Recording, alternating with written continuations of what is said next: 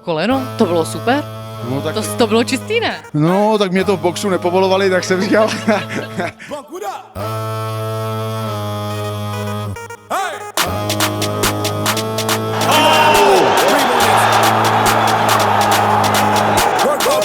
Tentokrát poprvé v Německu, konkrétně ve Festhalle, ve Frankfurtu, a dneska se se mnou podíváte opět do backstage, můžeme se těšit na návrat Carlose Vémoly a spoustu dalších skvělých zápasů. Máme tady i jeden o titul mezi Buchym a Kejtou, na to se všichni těšíme, tak se na to pojďme spolu podívat.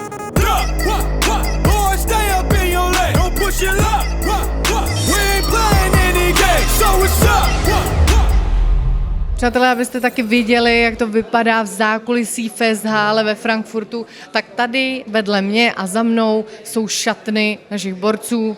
Řekni mi, jak byl náročný turnaj na přípravu, mě zajímá. Já vždycky náročnost turnaje hodnotím podle toho, jak mastný mám vlasy. No tak odpovězte si sami. Tak 7 z 10. Nejhorší jako fakt možná ty kulturní rozdíly. Nás to nikdy nenapadlo, ale jenom dojednat cokoliv, nějakou malou změnu. Prostě mají své zásady a přesto vlak nejede. 5 končí pracovní doba a 5:01 ti nikdo telefon nezvedne. Lidi hodně zajímá, jak se cítí zápasník takhle přímo před tím fightem. Už tady docela dejchá ti to na záda. Je to strašný tlak, jakože kdo to fakt nezažil a ještě na tak velký akci, tak to možná nikdy nepochopí. Jsou tam měsíce dřiny, neustále a každý den na to člověk myslí. Tým na tom pracuje, rodina se přizpůsobuje trošku i. To všechno celé, na čem pracujete, musíte přetavit na jediný moment těch 15 minut.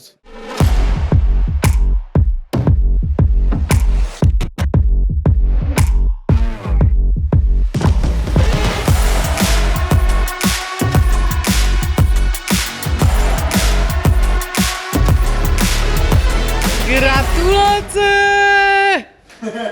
Gratulace obrovská. Nechci vůbec, no. Probíhalo to přesně, jak jsme chtěli, ani moc dlouho nezůstávat tam postoji, hodit to na zem a tam prostě jít na jistotu, na kontrolu. Chtěli jsme teda ho uškrtit, což se málem povedlo, ale nějak se mi to nedařilo chytnout, dobře se tam protáčel, bránil, možná jsem byl trošku zbrklej, nemám žádný zranění a Pěkný kluk. maximálně jsem se spotil, ale v pohodě, tak bych možná poprosil o tu švanici. Třeba mě tam ještě vezmou, uvidíme. Welcome back in Octagon. How you feel today before a fight? This is a crazy 3 days what we have here in Frankfurt, and now we are on a final stage to bring everything together. And what do you think the people expecting from this tournament or from your fight? Yeah, the people expect a good fight, like a hard fight, like I always do, but we do a first step to bring a big organization like Octagon to Frankfurt, and this is the most important thing, you know. What do you think like about the fans? You will have all of them for your side? Yeah, I think 95% is on my side. I'm Frankfurt, you know, and I have a big fan base, and thank you to all, but we will see what's happening later when I go outside. It will be crazy, I think. Yeah. The hall will be in hell, right? Yeah, for sure. We are in hell, yeah.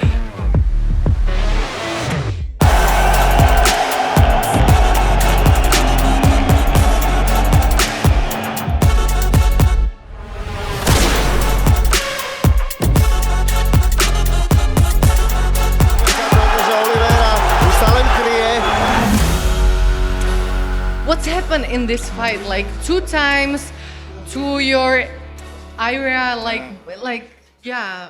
How you feel about that? Yeah, sometimes. How you can beat him after that? Yeah, well, it was not easy. The first one was heavy, was really heavy, and the second one was like really the same place. Yeah. And I go like down, and I want to, you know, so many pain. This guy is really, he have a heart, you know. He's a fighter. He come 1 week before from Brazil, and you know. Very much respect for him, and he's a tough fighter, man. A Karel zmiňoval, že ti dá výhru k narozeninám. Jak vnímáš ten dárek? Tak já budem nejšťastnější na světě, ne?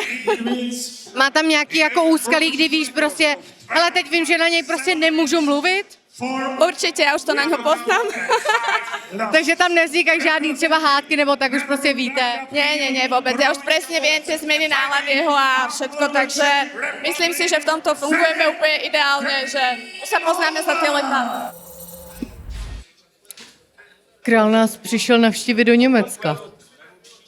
Tak co, pořídil jsi to sluně po tom O2? Sluně ještě ne, tolik mi Octagon nezaplatil, ale určitě jsem si něco pořídil a na sluně děti se pracuje. Jak probíhala tahle tvoje rychlopříprava? To je strašně crazy, prostě 14 dní si na to měl se připravit na někoho takhle kvalitního? Někomu to přijde rychlý, strašně crazy, ale já se na to připravuju od ledna. Já od ledna mám ten cíl, že to zakončím až na Štvanici. Já jsem přesně věděl, nevěděl jsem od ledna, proti komu nastoupím, ale věděl jsem, že to tady nebude nic jednoduchého a připravujeme se u Andrého. Jeli jsme sice box v pražském Rohovníku, ale k Andrému jsem pravidelně 2krát v týdnu docházel a 2krát v týdnu jsem trénoval s Jakuzou. Poctivě od ledna takhle jedu, takže nemyslím si, že jsem nepřipravený. Takže jedeš vlastně od ledna na 3 další v řadě, že jo? Přesně tak, 3 vítězství a pak si chvilku odpočinem. A co ruka, jak se jí daří po outučku? Je to v pohodě všechno? Ruka drží a do srpna ještě musí vydržet. V srpnu máme čas ji spravit. I'ma give it all because it's necessary. You should never call me on my name unless it's legendary. Haters rather see me in a cemetery. I don't give a fuck about opinions or the regularies. Always in my bag, carrying with class. Focus on the future, never worry about the past. Fun is in and chilling while you My jsme tam viděli ale i její práci v postoji. Co to koleno? To bylo super. No, tak... To bylo čistý, ne? No, tak mě to v boxu nepovolovali, tak jsem říkal, že no, asi zbytečně moc blbnu, příště ho dělat nebudu. Už málem, za prvé jsem se pořádně netrefil a za druhé mě, kdybych neměl takhle dobrý wrestling, tak by mě vzal dolů, takže nesmím se nechávat uníst a musím trošku přestat blbnout.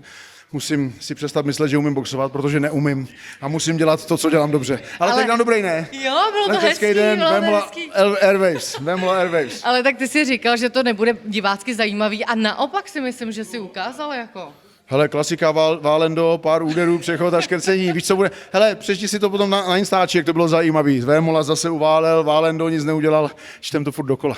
O titul 84 jdou 2 fráři, který už jsem porazil, to si můžu klidně proto přijít na konci roku a na Štvanici pojďme udělat nový challenge a abych se stal stejně jako Buchinger šampionem dvou vah v Octagonu.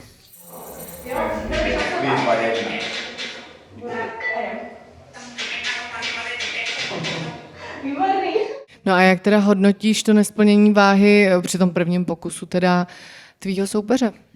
Akože 20 dekagramov to nič, ja si myslím, že on ani neschudne veľa, lebo není taký veľký, takže som to bral, že nekontroloval svoju váhu a vypráva pičoviny. A to, že som nebol aktívny, to neznamená, že by som netrénoval. Takže ja som trénoval furt, ale keď som netrénoval, aj tedy som trénoval.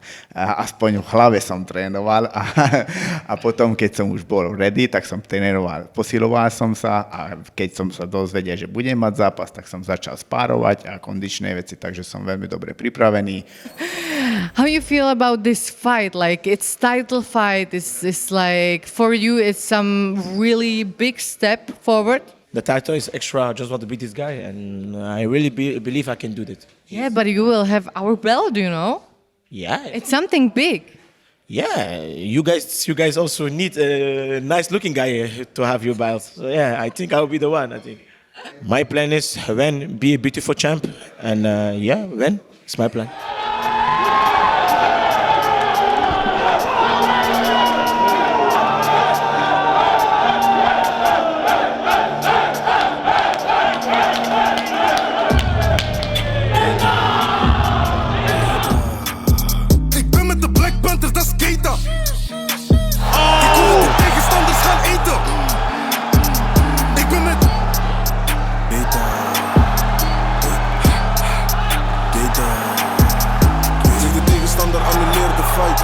Dit is geen eerlijk strijd. Op de hoek, ik kijk niet eens ontbijt.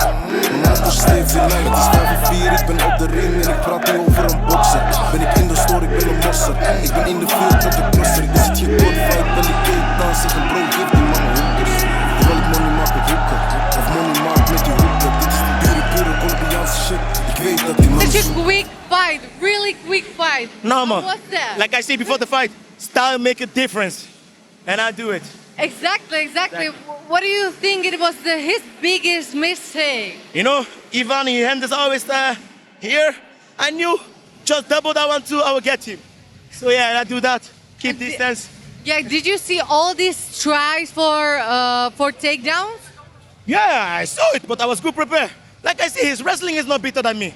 You know, he have good grappling, but my wrestling is good. He's better than even him. Okay, I hear something about that you won another one. 66. I have a dream also. I want to be title of 66. And yeah, I want that. Přátelé, my už jsme u konce celého večera, viděli jsme neuvěřitelný zápasy, který opravdu stojí za to si projít znova. Na to jsme se podívali se mnou a my už se těšíme na co jiného než na Štvanici. Nejoblíbenější, nejkrásnější turnaj celého roku. Takže se vidíme tam a mějte si krásně.